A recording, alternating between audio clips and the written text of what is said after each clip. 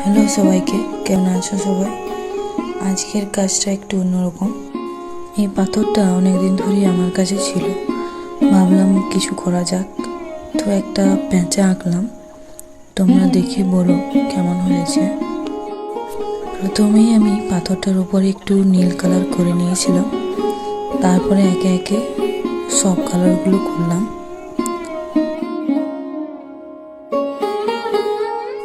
এর আগেও অনেক কিছু বানিয়েছি, কিন্তু তখন হাতে মোবাইল না থাকায় আর ভিডিও করা হয়নি।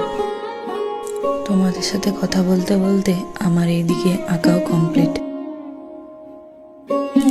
এরকম হোম ডেকোরেট করার উপরে ভিডিও চাইলে অবশ্যই জানিও কমেন্টে। আর আজকের কাজটা কেমন হয়েছে জানিও।